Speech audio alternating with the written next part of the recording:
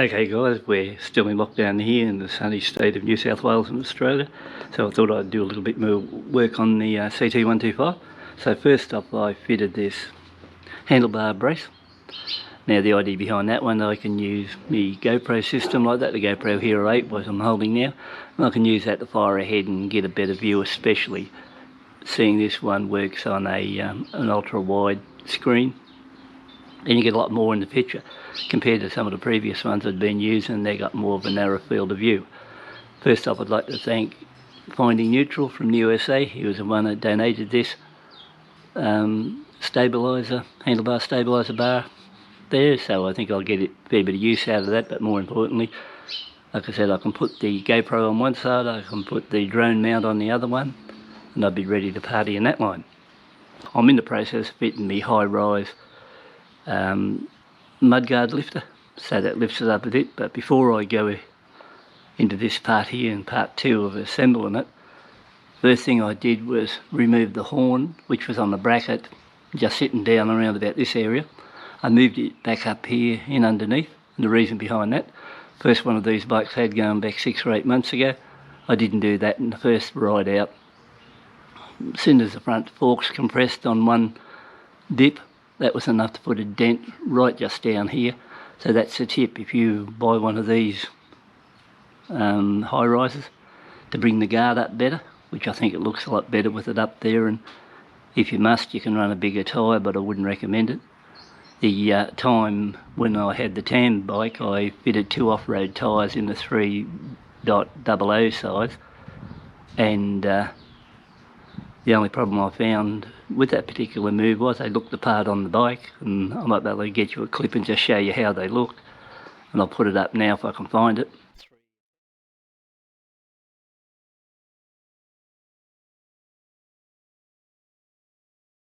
Those big tyres slowed the bike down.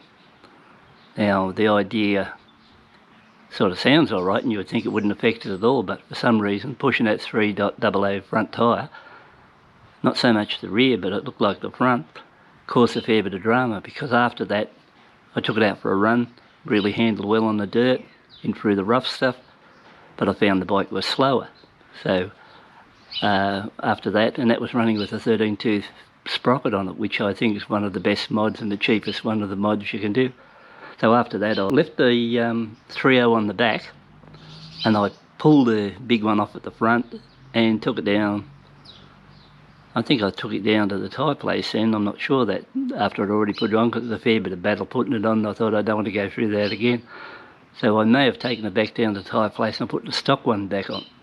So when I put the stock one back on, believe it or not, I picked up the power I'd lost, and the bike still handled really well out along the road, and it handled well in the scrub, and it had the big tyre with the knobby sort of on the back for a bit of traction on the back, and I found that pretty good. And that's probably what exactly I'm going to do on this one.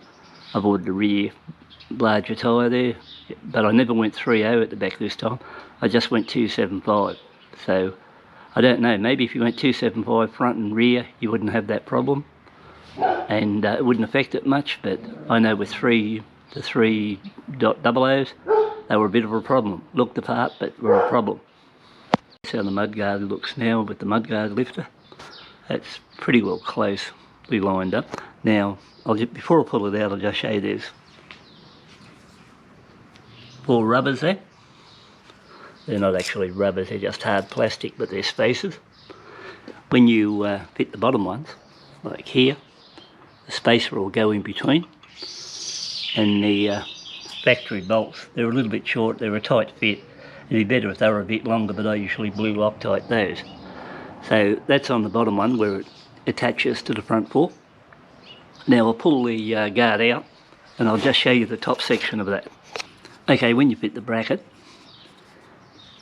up the top here you'll put the bolt or screw into it and then put the nut onto the outside. And prior to that, you'll see this piece here, that arrow points forward.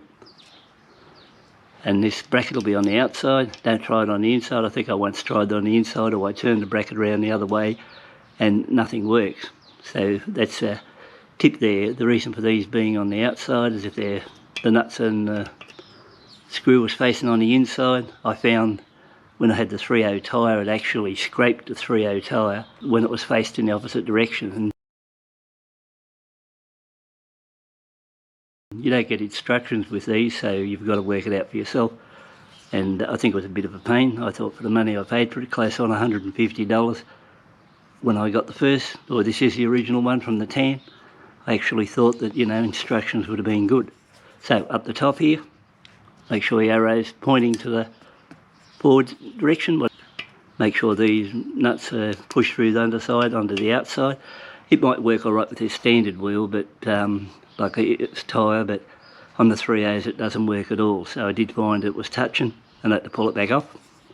Then down the bottom, that's simple there. You just go into there, put the spacer when you push the guard in position. Best way to put the guard in position I've found is put your hands through it, pull back in on these support bars to give it a bit of play, and then it'll eventually just pull down in position. So hopefully that's a little bit of a help for you if you want to go for this mudguard lifter. Okay guys, I've got the front mudguard on there now, or the lift I should say, which you can see it's throwing it up a bit. The bolts here, there were 4 of them. They could be a little bit longer to hold the mudguard on a little bit more secure, but I hit it with blue Loctite. Yeah, so like I said, I've just put the blue Loctite in there to make sure everything holds together. So we'll swing to the back of the bike now. If you check here on the chain adjusters, or if you have a quick look there, you'll see I've marked the adjuster so that when the time comes and I want to tighten the chain, I'll just know to do it one segment at a time on each left and right of the adjusters, and then that'll hopefully pull the wheel in a straight line.